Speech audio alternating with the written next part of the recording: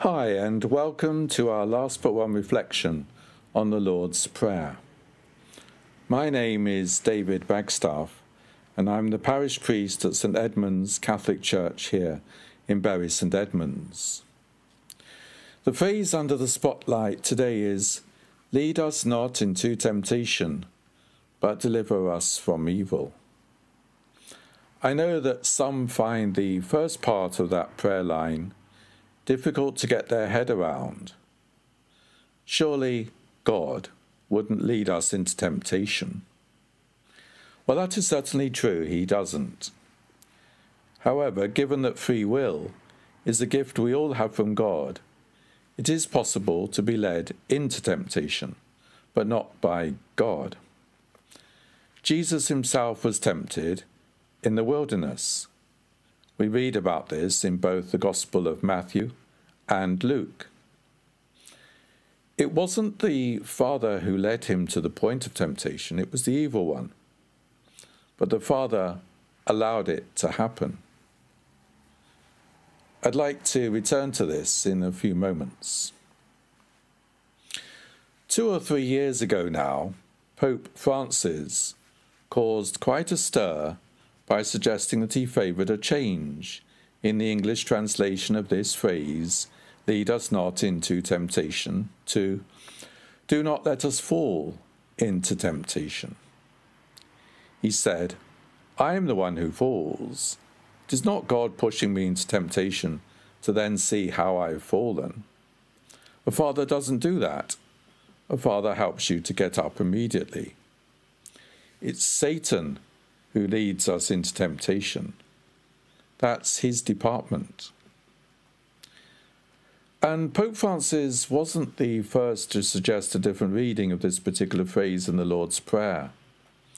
A group of biblical scholars had previously suggested translating the phrase as, "Abandon us not when in temptation."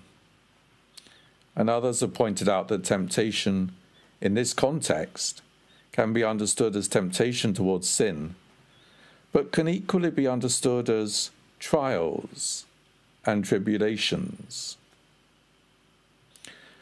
Let's look at the second half of today's phrase, "But deliver us from evil." This is certainly God's department. We'd all agree, I'm sure, that there is a fair amount of evil in the world, although I firmly believe goodness is in greater abundance. We experience evil both outside of ourselves, but also within. We know the good we should do, but all too often do the opposite.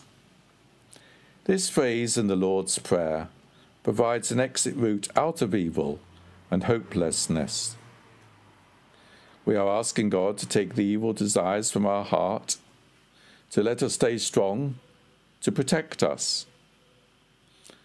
Returning to the temptations of Jesus in the wilderness, the prayer of his heart to the Father would have been for the strength to resist the temptations and to stay strong. And that prayer was answered.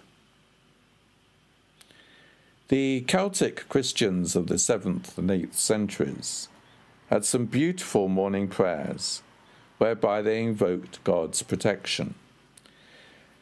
They saw it rather like a cloak which would protect them in the day they were about to embark upon.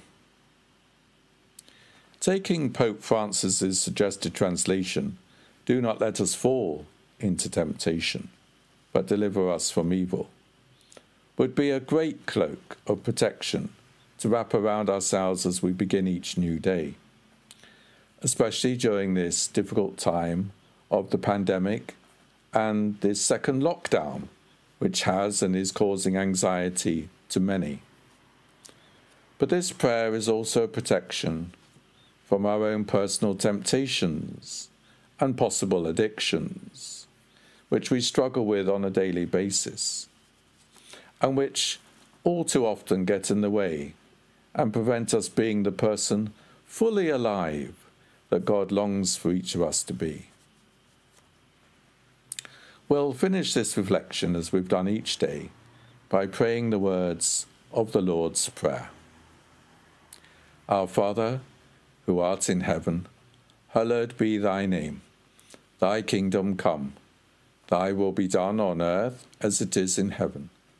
Give us this day our daily bread, and forgive us our trespasses, as we forgive those who trespass against us.